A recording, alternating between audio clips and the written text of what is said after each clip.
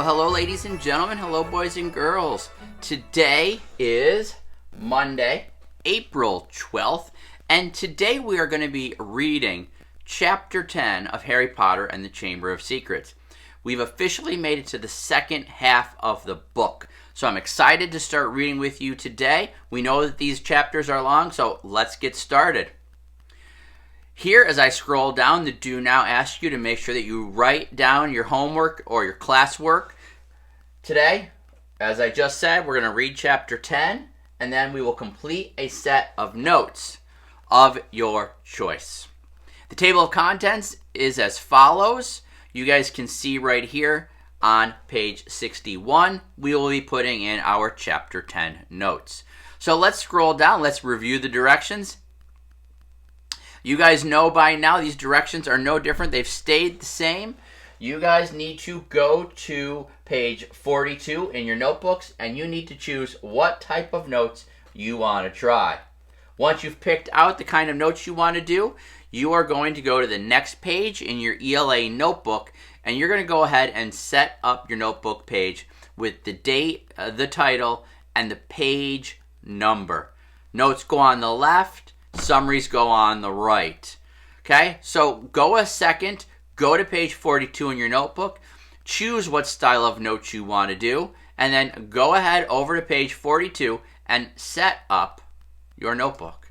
Here, you can see my notebook all set up. I have the date. Today is the 12th. I have my chapter title, or my page title, which is Chapter 10, The Rogue Bludger. And this is page 61 of my notes.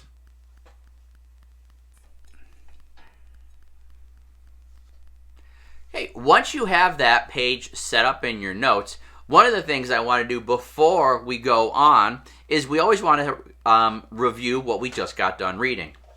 So you can do this in two ways. One way is to go back and look at your notes from Chapter 9.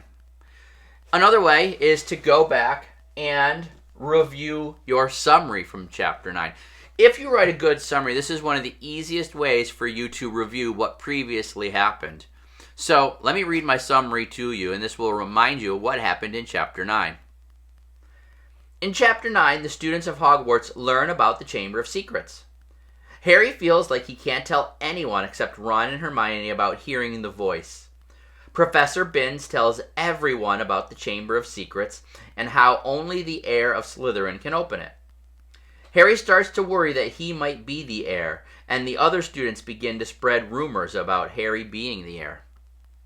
Hermione convinces Harry and Ron that they should make Polyjuice Potion so that they can turn into Malfoy's friends for an hour to find out if he knows anything about who opened the chamber. If I was Harry, I would be most angry that people are spreading untrue rumors about me. Alright, so there's your summary. So remember, in the last chapter, the Chamber of Secrets has been opened, and Mrs. Norris has been petrified. And our main character, Harry, and his two allies are talking about brewing this potion that's going to allow them to talk to Draco and see if he knows any information about who's opened the chamber. So now we're ready to go ahead and start reading Chapter 10. So open up your books to Chapter 10. It begins on page 205. Okay, before I start reading, I want to remind you guys as we read today, make sure you have a pencil in your hand. You don't have to wait for me to say stop and write something down. You guys can just write something down as I'm reading, but you also can just pause the video and write something down. And also, I want to remind you, any unfamiliar words, go ahead and underline them. It doesn't have to just be an unfamiliar word. It could just be an interesting word, a cool word, but we really want to focus on the unfamiliar words. Okay, Chapter 10, The Rogue Bludger. Since the disastrous episode of the Pixies, Professor Lockhart had not brought live creatures to class. Instead, he read passages from his books to them, and sometimes reenacted some of the more dramatic bits. He usually picked Harry to help him with these reconstructions, So far, Harry had been forced to play a simple Transylvanian villager whom Lockhart had cured of a babbling curse, a yeti with a head cold, and a vampire who had been unable to eat anything except lettuce since Lockhart had dealt with him. Harry was hauled to the front of the class during their very next Defense Against the Dark Arts lesson, this time acting a werewolf. If he hadn't had a very good reason for keeping Lockhart in a good mood, he would have refused to do it. "Nice loud howl, Harry." "Exactly. And then, if you'll believe it, I pounced like this, slammed him to the floor, thus, with one hand. I managed to hold him down with my other. I put my wand to his throat. I then screwed up my remaining strength and performed the immensely complex Amorphous charm." He let out a piteous moan. "Go on, Harry. Higher than that." "Good." The fur vanished, the fangs shrank, and he turned back into a man. Simple, yet effective. And another village will remember me forever as the hero who delivered them from the monthly terror of werewolf attacks. The bell rang and Lockhart got to his feet. "Homework. Compose a poem about my defeat of the Wagga Wagga werewolf. Signed copies of Magical Me to the author of the best one." The class began to leave. Harry returned to the back of the room where Ron and Hermione were waiting. "Ready," Harry muttered. "Wait till everyone's gone," said Hermione nervously. "All right." She approached Lockhart's desk, a piece of paper clutched tightly in her hand. Harry and Ron right behind her. Professor Lockhart," Hermione stammered.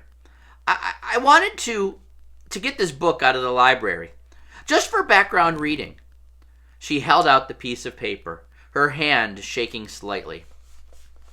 "But the thing is, it's in the restricted section of the library, so I need a teacher to sign for it. I'm sure it would help me understand what you said in Gadding with Ghouls about slow-acting venoms." "Ah, Gadding with Ghouls," said Lockhart, taking the note from Hermione and smiling widely at her. "Possibly my very favorite book. You enjoyed it?" "Oh, yes," said Hermione eagerly. "So clever the way you trapped that last one with the tea strainer." "Well, I'm sure no one will mind me giving the best student of the year a little extra help," said Lockhart warmly, and he pulled out an enormous peacock quill. "Yes, nice, isn't it?" he said, misreading the revolted look on Ron's face. "I usually save it for book signings." He scrawled an enormous loopy signature on the note and handed it back to Hermione. "So, Harry," said Lockhart, while Hermione folded the note with fumbling fingers and slipped it into her bag. "Tomorrow's the first Quidditch match of the season, I believe. Gryffindor against Slytherin, is it not? I hear you're a useful player. I was a seeker, too. I was asked to try for the national squad, but I preferred to dedicate my life to the eradication of the dark forces." I'm stopping so I can underline eradication. "Still, if ever you feel the need for a little private training, don't hesitate to ask. Always happy to pass on my expertise to less able players."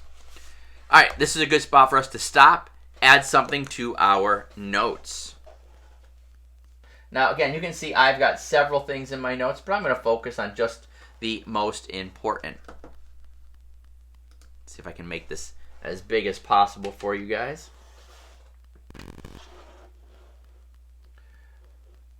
Okay. And you can see here I wrote down, Hermione approaches Lockhart to ask for permission to get a restricted book out of the library. We know why they need that book. They need this book so they can brew the Polyjuice potion. Okay. Page 208. Harry made an indistinct noise in his throat and then hurried off after Ron and Hermione. "I don't believe it," he said as the three of them examined the signature on the note. "He didn't even look at the book we wanted." "That's because he's a brainless git," said Ron. But who cares? We've got what we needed. He's not a brainless git, said Hermione shrilly, as they half ran towards the library. Again, you can see here Ron thinks that Lockhart is a brainless git, to use his words, and Hermione thinks just the opposite. Just because he said you were the best student of the year, they dropped their voices as they entered the muffled stillness of the library. Madam Pince, the librarian, was a thin, irritable woman who looked like an underfed vulture. Most potente potions, she repeated suspiciously, trying to take the note from Hermione. But Hermione wouldn't let go. I was wondering if I could keep it, she said breathlessly. Oh, come on, said Ron, wrenching it from her grasp and thrusting it into Madam Pince. In at Madam Pince. We'll get you another autograph. Lockhart'll sign anything if it stands still long enough. Madam Pince held the note up to the light, as though determined to detect a forgery, but it passed the test. She stalked away between the lofty shelves and returned several minutes later, carrying a large and moldy-looking book. Hermione put it carefully into her bag, and they left, trying not to walk too quickly or look too guilty. 5 minutes later, they were barricaded in Moaning Myrtle's out-of-order bathroom once again. Hermione had overridden Ron's objections by pointing out that it was the last place anyone in their right minds would go, so they were guaranteed some privacy. Moaning Myrtle was crying noisily in her stall, but they were ignoring her, and she them. Hermione opened Most Potente Potions carefully, and the three of them bent over the damp, spotted pages. It was clear from a glance why it belonged in the restricted section. Some of the potions had effects almost too gruesome to think about, and there were some very unpleasant illustrations, which included a man who seemed to have been turned inside out, and a witch sprouting several extra pairs of arms out of her head. Here it is, said Hermione excitedly, as she found the page headed The Polyjuice Potion. It was decorated with drawings of people halfway through transforming into other people. Harry sincerely hoped the artist had imagined the looks of intense pain on their faces. This is the most complicated potion I've ever seen, said Hermione, as they scanned the recipe. Lacewing flies, leeches, fluxwig, and knotgrass, she muttered, running her finger down the list of ingredients. Well, they're easy enough. They're in the student store cupboard. We can help ourselves. Oh, look.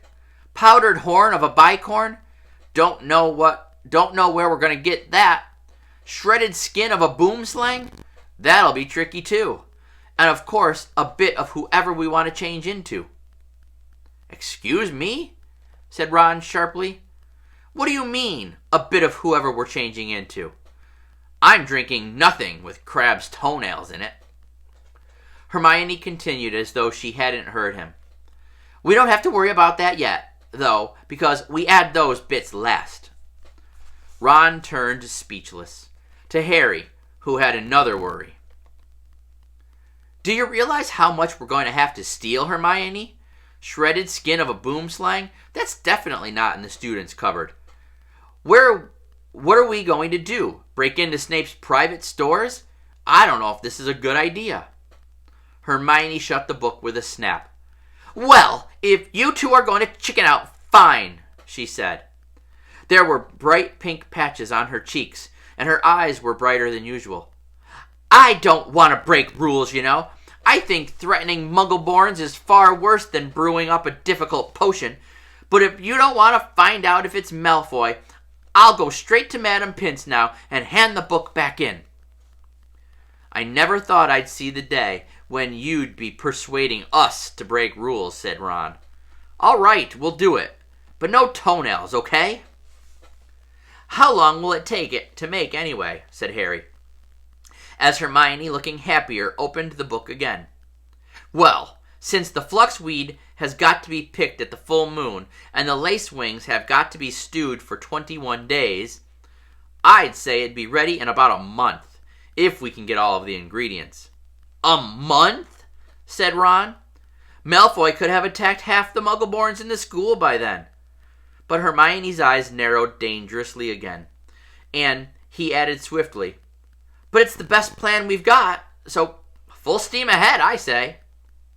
However, while Hermione was checking that the coast was clear for them to leave the bathroom, Ron muttered to Harry, it'll be a lot less hassle if you can just knock Malfoy off his broom tomorrow. Okay, this is a good spot for us to stop. Go ahead, add something to your notes.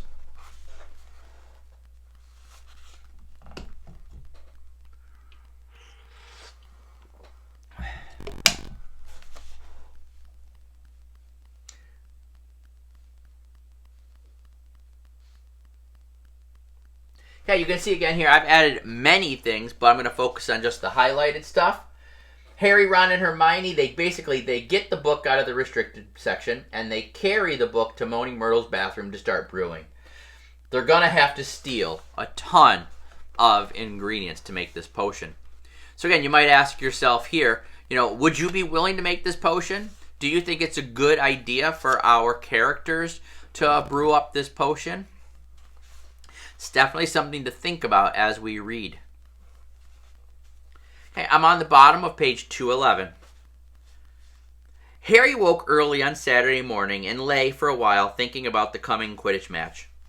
He was nervous, mainly at the thought of what Wood would say if Gryffindor lost, but also at the idea of facing a team mounted on the fastest racing brooms Gold could buy. He had never wanted to beat Slytherin so badly. After half an hour of lying there with his insides churning, he got up, dressed, and went down to breakfast early, where he found the rest of the Gryffindor team huddled at the long, empty table, all looking uptight and not speaking much. As 11 o'clock approached, the whole school started to make its way down to the Quidditch stadium. It was a muggy sort of day with a hint of thunder in the air. Ron and Hermione came hurrying over to wish Harry good luck as he entered the locker rooms. The team pulled on their scarlet Gryffindor robes, then sat down to listen to Wood's usual pre-match pep talk. Slytherin has better brooms than us, he began. No point denying it. But we've got better people on our brooms. We've trained harder than they have. We've been flying in all weather. Too true, muttered George Weasley. I haven't been properly dry since August. And we're going to make them rue the day that they let that little bit of slime, Malfoy, buy his way onto their team. Again, I'm just stopping to underline the word rue. Chest heaving with emotion, Wood turned to Harry. It'll be down to you, Harry, to show them that a seeker has to have something more than a rich father. Get to that snitch before Malfoy or die trying. Harry, because we've got to win today. We've got to. So, no pressure, Harry, said Fred, winking at him. As they walked out onto the field, a roar of noise greeted them. Mainly cheers, because Ravenclaw and Hufflepuff were anxious to see Slytherin beaten. But the Slytherins in the crowd made their boos and hisses heard too. Madam Hooch, the Quidditch teacher, asked Flint and Wood to shake hands, which they did, giving each other threatening stares and gripping rather harder than necessary. On my whistle, said Madam Hooch. 3, 2, 1. With a roar from the crowd to speed them upward, the 14 players rose toward the leaden sky. Harry flew higher than any of them, squinting around for the snitch. All right there, Scarhead, yelled Malfoy, shooting underneath him as though to show off the speed of his broom. Harry had no time to reply. At that very moment, a heavy black bludger came pelting towards him. He avoided it so narrowly that he felt it ruffle his hair as it passed. Close one, Harry, said George, streaking past him with his club in his hand, ready to knock the bludger back towards the Slytherin. Harry saw George give the bludger a powerful whack in the direction of Adrian Pusey, but the bludger changed direction in midair and shot straight for Harry again. Harry dropped quickly to avoid it, and George managed to hit it hard toward Malfoy. Once again, the bludger swerved like a boomerang and shot at Harry's head. Harry put on a burst of speed and zoomed towards the other end of the field. He could hear the bludger whistling along behind him. What was going on? Bludgers never concentrated on one player like this. It was their job to try and unseat as many people as possible. Fred Weasley was waiting for the bludger at the other end. Harry ducked as Fred swung at the bludger with all his might. The bludger was knocked off course. "Gotcha!" Fred yelled happily. But he was wrong. As though it was magnetically attracted to Harry, the bludger pelted after him once more, and Harry was forced to fly off at full speed. It had started to rain. Harry felt heavy drops fall onto his face, splattering onto his glasses. He didn't have a clue what was going on in the rest of the game until he heard Lee Jordan, who was commentating, say, "Slytherin lead, 60 points to 0. The Slytherin's superior brooms were clearly doing their jobs, and meanwhile, the mad bludger was doing all it could to knock Harry out of the air. Fred and George were now flying so close to him on either side that Harry could see nothing at all except their flailing arms, and had no chance to look for the snitch, let alone catch it. "Someone's tampered with this bludger," Fred grunted, swinging his bat with all his might at it as it launched a new attack on Harry. "We need time out," said George, trying to signal to Wood and stop the bludger breaking Harry's nose at the same time. Wood had obviously got the message. Madam Hooch's whistle rang out, and Harry, Fred, and George dived for the ground, still trying to avoid the mad bludger. "What's going on?" said Wood, as the Gryffindor team huddled together, while Slytherins in the crowd jeered. "We're being flattened." "Fred, George, where were you when that bludger stopped Angelina scoring?" "We were 20 feet above her, stopping the other bludger from murdering Harry." "Oliver," said George angrily, "someone's fixed it. It won't leave Harry alone. It hasn't gone for anyone else all game. The Slytherins must have done something to it." "But the bludgers have been locked in Madam Hooch's office since our last practice, and there was nothing wrong with them then," said Wood anxiously. Madam Hooch was walking toward them. Over her shoulder, Harry could see the Slytherin team jeering and pointing in his direction. "Listen," said Harry as she came nearer and nearer. "With you two flying around me all the time, the only way I'm going to catch the snitch is if it flies up my sleeve. Go back to the rest of the team and let me deal with the rogue one." "Don't be thick," said Fred. "It'll take your head off." Wood was looking from Harry to the Weasleys. "Oliver, this is insane," said Alicia Spinnet angrily. "You can't let Harry deal with that thing on his own. Let's ask for an inquiry." "If we stop now, we'll have to forfeit the match," said Harry. "And we're not losing to the Slytherin just because of a crazy bludger. Come on, Oliver. Tell them to leave me alone." "This is all your fault," George said angrily to Wood. "Get that snitch or die trying. What a stupid thing to tell him." Madam Hooch had joined them. "Ready to resume play?" she asked Wood. This might be a good spot for us to stop and add something here into our notes about the Quidditch match and about the rogue bludger. After all, it is the name of our chapter.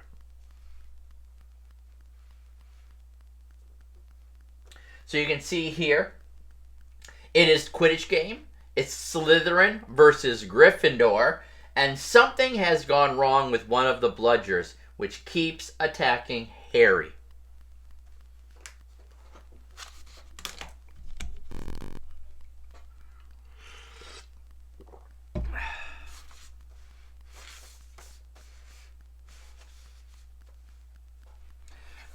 Okay, let's keep reading. I'm on the top of page 217. Wood looked at the determined look on Harry's face. "All right," he said. Fred, George, you heard Harry. Just leave him alone and let him deal with the bludger on his own. The rain was falling more heavily now. On Madam Hooch's whistle, Harry kicked hard into the air and heard the telltale whoosh of the bludger behind him. Higher and higher Harry climbed. He looped and swooped, spiraled, zigzagged and rolled. Slightly dizzy, he nevertheless kept his eyes wide open. Rain was speckling his glasses and ran up his nostrils as he hung upside down, avoiding another fierce dive from the bludger. He could hear laughter from the crowd. He knew he must look very stupid, but the rogue bludger was heavy and couldn't change direction as quickly as Harry could.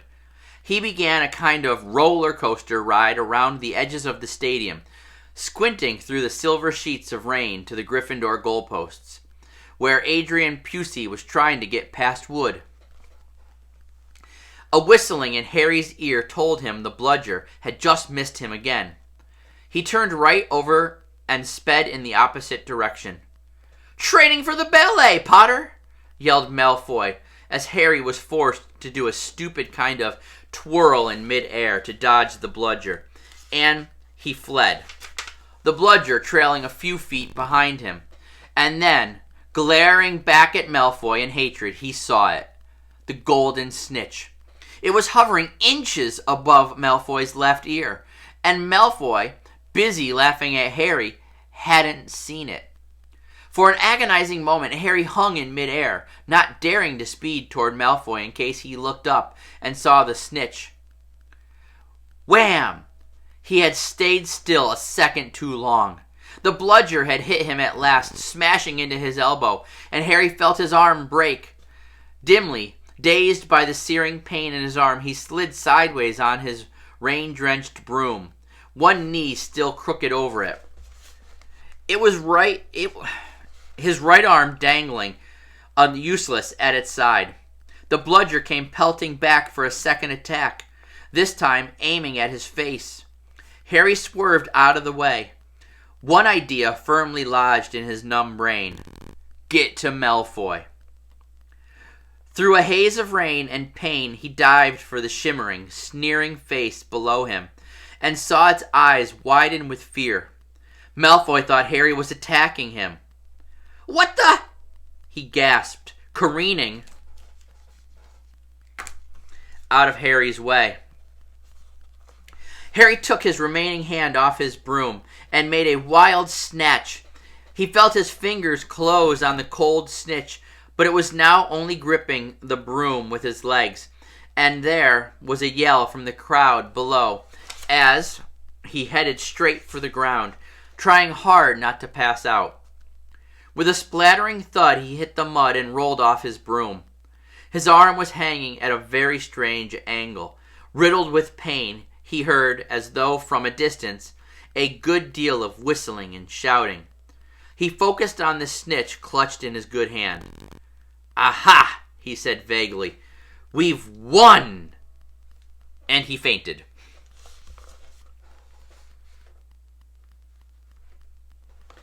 Okay. And now I'm going to pause. I'm going to write something here in my notes. So I'm going to scroll up. And you can see there are a ton of details about the Quidditch match here in my notes, but we don't need every detail. You can see I'm focusing on the rogue bludger, and the rogue bludger slams into Harry's arm, breaking it. Harry flies straight at Malfoy to catch the snitch, and Harry collapses to the ground with the snitch in his good hand, and Gryffindor has won the match. That is what I believe is most important.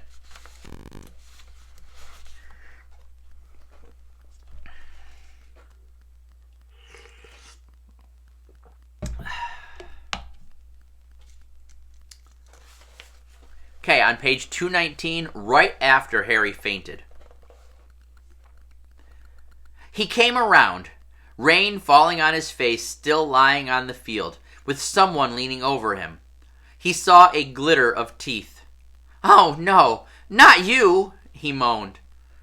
"Doesn't know what he's saying," said Lockhart loudly to the anxious crowd of Gryffindors pressing around them. "Not to worry, Harry. I'm about to fix your arm." "No," said Harry. "I'll keep it like this, thanks." He tried to sit up, but the pain was terrible. He heard a familiar clicking noise nearby. "I don't want a photo of this, Colin," he said loudly. "Lie back, Harry," said Lockhart soothingly. "It's a simple charm I've used countless times." "Why can't I just go to the hospital wing?" said Harry through his clenched teeth. "He should really, Professor," said a muddy Wood, who couldn't help grinning even though his seeker was injured. "Great capture, Harry. Really spectacular. Your best yet, I'd say." Through the thicket of legs around him, Harry spotted Fred and George Weasley wrestling the rogue bludger into a box. It was still putting up a terrific fight. "Stand back," said Lockhart, who was rolling up his jade green sleeves. "No, don't," said Harry weakly.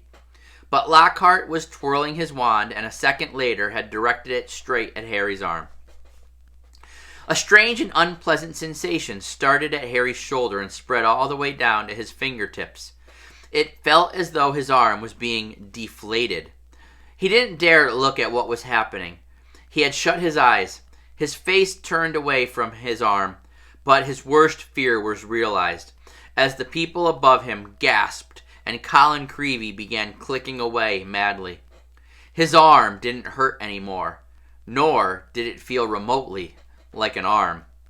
"Ah," said Lockhart. "Yes, well, that can sometimes happen. But the point is the bones are no longer broken. That's the thing to bear in mind. So, Harry, just toddle up to the hospital wing. Ah, Mr. Weasley, Miss Granger, would you escort him?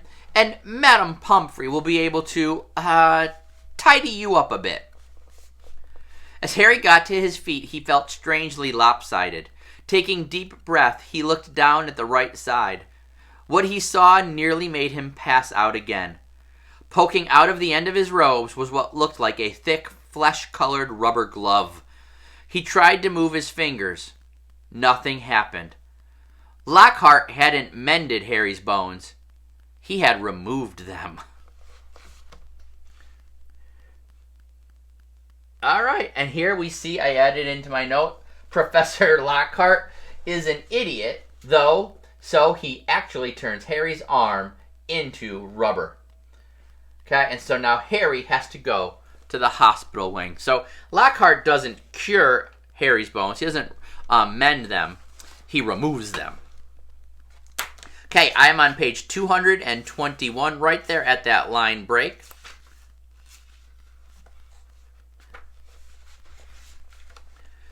Madame Pomfrey wasn't at all pleased. "You should have come straight to me," she raged, holding up the sad, limp remainder of what half an hour before had been a working arm. "I can mend bones in a second, but growing them back, you will be able to, won't you?" said Harry desperately. "I'll be able to, certainly, but it will be painful," said Madame Pomfrey, grimly, throwing Harry a pair of pajamas. "You'll have to stay the night." Hermione waited outside the curtain, drawn around Harry's bed, while Ron helped him into his pajamas. It took a while to stuff the rubbery, boneless arm into a sleeve. "How can you stick up for Lockhart now, Hermione, eh?" Ron called through the curtain as he pulled Harry's limp fingers through the cuff. If Harry had wanted deboning, he would have asked. "Anyone can make a mistake," said Hermione. "And it doesn't hurt anymore, does it, Harry?" "No," said Harry, getting into bed. "But it doesn't do anything else either." As he swung himself onto the bed, his arm flapped pointlessly. Hermione and Madame Pomfrey came around to the curtain. Madame Pomfrey was holding a large bottle of something labeled Skelegro. "You're in for a rough night," she said, pouring out a streaming beakerful and handing it to him. "Regrowing bones is nasty business." So was taking the Skelegro. It burned Harry's mouth and throat as it went down, making him cough and splutter. Still tut-tutting about dangerous sports and inept teachers, Madame Pomfrey retreated, leaving Ron and Hermione to help Harry gulp down some water. "We won, though," said Ron, a grin breaking across his face. That was some catch you made. Malfoy's face, he looked ready to kill. I want to know how he fixed that bludger, said Hermione darkly. We can add that to the list of questions we'll ask him when we've taken the Polyjuice potion, said Harry, sinking back onto his pillows. I hope it tastes better than this stuff. If it's got bits of Slytherins in it, you've got to be joking, said Ron. The door of the hospital wing burst open at that moment. Filthy and soaking wet, the rest of the Gryffindor team had arrived to see Harry. Unbelievable flying, Harry, said George. I've just seen Marcus Flint yelling at Malfoy. Something about having the snitch on top of his head and not noticing. Malfoy didn't seem too happy. They had brought cakes, sweets, and bottles of pumpkin juice.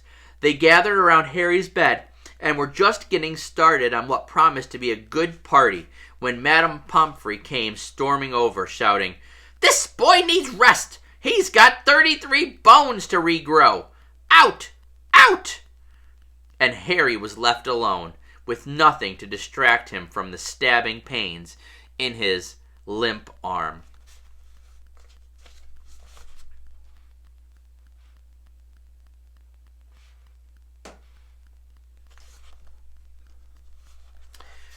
Okay. Bottom of page 223. Hours and hours later, Harry woke quite suddenly in the pitch blackness and gave a small yelp of pain. His arm now felt full of large splinters. For a second, he thought that was what had woken him. Then, with a thrill of horror, he realized that someone was sponging his forehead in the dark. "Get off!" he said loudly. And then, "Dobby!" The house elf's goggling tennis ball's eyes were peering at Harry through the darkness. A single tear was running down his long, pointed nose. "Harry Potter came back to school," he whispered miserably. "Dobby warned and warned Harry Potter. Ah, sir, why didn't you heed Dobby? Why didn't Harry Potter go back home when he missed the train?" Harry heaved himself up on his pillows and pushed Dobby's sponge away. "What are you doing here?" he said. "And how did you know I missed the train?" Dobby's lip trembled, and Harry was seized by a sudden suspicion. "It was you," he said slowly. "You stopped the barrier from letting us through." "Indeed, sir, yes," said Dobby, nodding his head vigorously, ears flapping. "Dobby hid and watched for Harry Potter and sealed the gateway, and Dobby had to iron his hands afterward." He showed Harry 10 long, bandaged fingers. "But Dobby didn't care, sir, for he thought Harry Potter was safe. And never, never did Dobby dream that Harry Potter would get to school another way." He was rocking backward and forward, shaking his ugly head. Dobby was so shocked when he heard Harry Potter was back at Hogwarts. He let his master's dinner burn. Such a flogging Dobby never had, sir. Harry slumped back onto his pillows. "You nearly got Ron and me expelled," he said fiercely. "You'd better get lost before my bones come back, Dobby, or I might strangle you." Dobby smiled weakly. "Dobby is used to death threats, sir. Dobby gets them 5 times a day at home." He blew his nose on a corner of his filthy pillowcase he wore, looking so pathetic that Harry felt his anger ebb away in spite of himself. "Why do you wear that thing, Dobby?" he asked curiously. "This, sir," said Dobby, plucking at the pillowcase. "'Tis a mark of the house elf's enslavement, sir. Dobby can only be freed if his masters present him with clothes, sir. The family is careful not to pass Dobby even a sock, sir, for then he would be free to leave their house forever." Dobby mopped his bulging eyes and said suddenly, "Harry Potter must go home." Dobby thought his bludger would be enough to make— "Your bludger?" said Harry, anger rising once more. "What do you mean, your bludger? You made that bludger try and kill me?" Not kill you, sir, never kill you, said Dobby, shocked. Dobby wants to save Harry Potter's life. Better sent home grievously injured than remain here, sir. Dobby only wanted Harry Potter hurt enough to be sent home. Oh, is that all? Said Harry angrily. I don't suppose you're going to tell me why you wanted me sent home in pieces. Ah, if Harry Potter only knew. Dobby groaned, more tears dripping onto his ragged pillowcase. If he knew what he means to us, to the lowly, the enslaved, we dregs of the magical world. Dobby remembers how it was when he who must not be named was at the height of his powers. We house elves were treated like vermin, sir.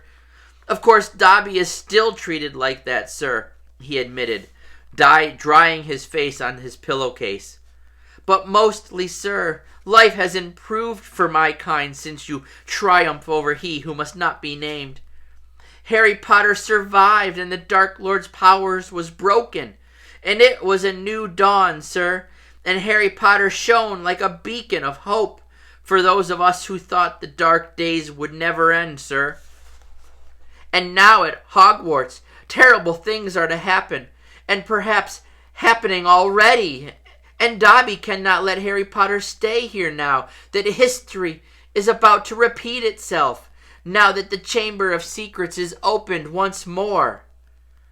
Dobby froze, horror-struck, then grabbed Harry's water jug from his bedside table and cracked it over his own head.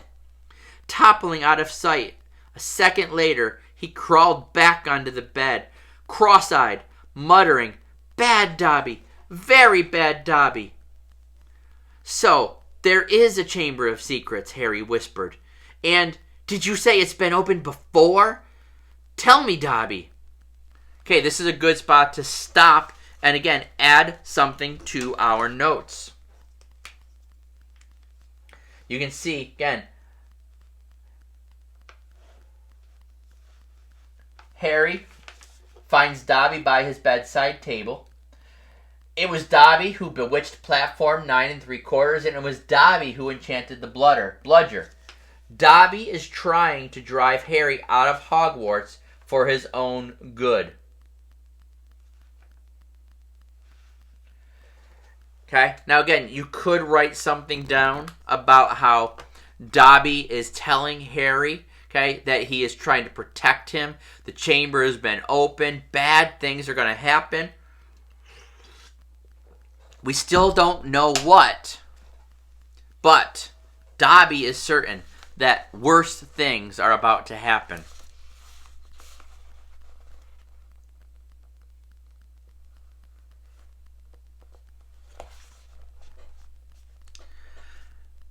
So I'm on page 227. I'm going to read right here. So, there is a Chamber of Secrets, Harry whispered. And did you say it's been opened before? Tell me, Dobby. He seized the elf's bony wrist as Dobby's hand inched towards the water jug. But I'm not Muggle-born. How can I be in danger from the chamber? Now think, which one of our main characters is Muggle-born? Okay? Hopefully you're remembering and recalling that that's Hermione. And we could think back to why is it that Hermione wants to make this Polyjuice potion so badly? Why is it that she wants to talk to Draco and find out about who's opening the chamber? It's because literally her life is in danger. All right? She's the exact kind of student that the monster in the chamber is supposed to kill and is supposed to purge Hogwarts of. So Harry might not be in danger from the monster because he's not Muggle-born, but Hermione is definitely in danger.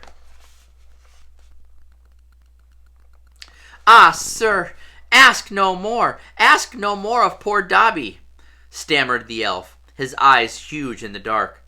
Dark deeds are planned in this place, but Harry Potter must not be here when they happen. Go home. Harry Potter, go home. Harry Potter must not meddle in this, sir. It is too dangerous. Who is it, Dobby? Harry said, keeping a firm hold on Dobby's wrist to stop him from hitting himself with the water jug again. "Who's opened it? Who opened it last time?" "Dobby can't, sir.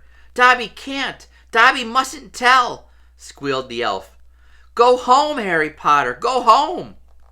"I'm not going anywhere," said Harry fiercely.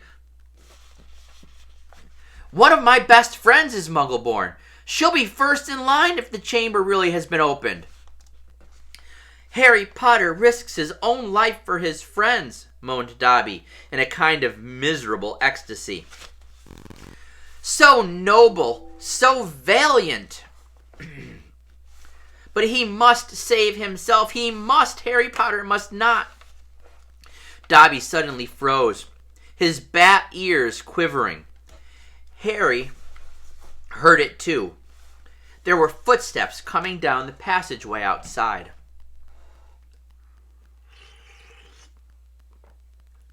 "Dobby must go," breathed the elf, terrified. There was a loud crack, and Harry's fist was suddenly clenched on thin air. He slumped back into the bed, his eyes on the dark doorway to the hospital wing as the footsteps drew nearer.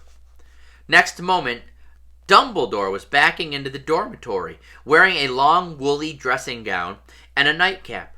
He was carrying one end of what looked like a statue. Professor McGonagall appeared a second later, carrying its feet. Together, they heaved it onto a bed. "Get Madame Pomfrey," whispered Dumbledore, and Professor McGonagall hurried past the end of Harry's bed out of sight. Harry lay quite still, pretending to be asleep. He heard urgent voices, and then Professor McGonagall swept back into view, closely followed by Madame Pomfrey, who was pulling a cardigan on over her nightdress. He heard a sharp intake of breath. "What happened?" Madame Pomfrey whispered to Dumbledore, bending over the statue on the bed. "Another attack," said Dumble. "Minerva found him on the stairs."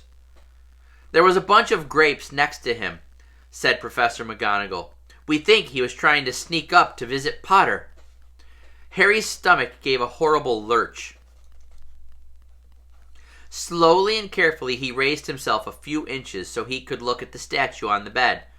A ray of moonlight lay across its staring face. It was Colin Creevey. His eyes were wide, and his hands were stuck up in front of him, holding his camera. "Petrified?" whispered Madame Pomfrey. "Yes," said Professor McGonagall, "but I shudder to think. If Albus hadn't been on the way downstairs for hot chocolate, who knows what might have?" The three of them stared down at Colin. Then Dumbledore leaned forward and wrenched the camera out of Colin's rigid grip. "You don't think he managed to get a picture of his attacker?" said Professor McGonagall eagerly. Dumbledore didn't answer. He opened the back of the camera. "Good gracious," said Madame Pomfrey. A jet of steam had hissed out of the camera. Harry, 3 beds away, caught the acrid smell of burnt plastic. "Melted," said Madame Pomfrey, wonderingly, "all melted." "What does this mean, Albus?" Professor McGonagall asked urgently. "It means," said Dumbledore, "that the Chamber of Secrets is indeed open again." Madame Pomfrey clapped a hand to her mouth. Professor McGonagall stared at Dumbledore. "But Albus, surely, who?" "The question is not who," said Dumbledore, his eyes on Colin. "The question is how."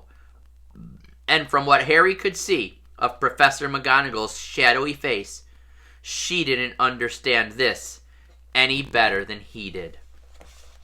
And that's the end of the chapter. Wow.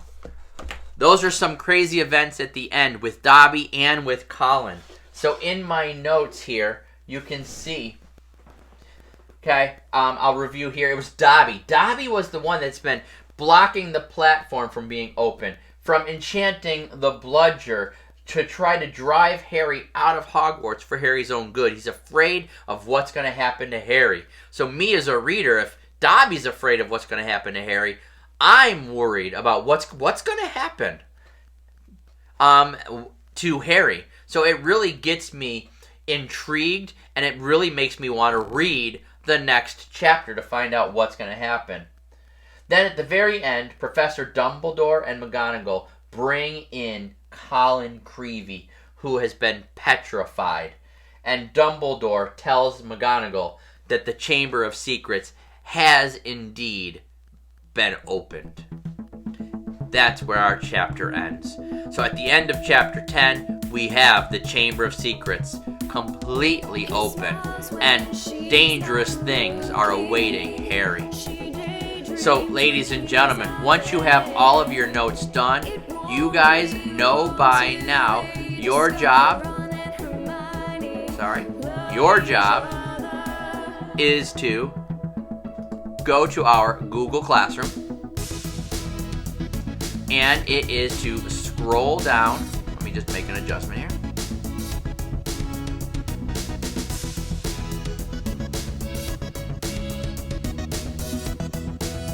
Okay, it is to go under our assignments, and you are to scroll down to the Chapter 10 notes.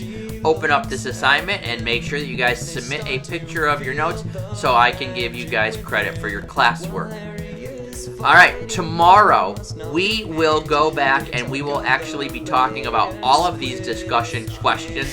So we'll talk about the discussion questions tomorrow, and we will do our quiz and write our summary. So, ladies and gentlemen, I had a great time reading that chapter with you. Make sure that you upload your picture. Have a great afternoon, a great evening, and I will see you again next time. Bye-bye.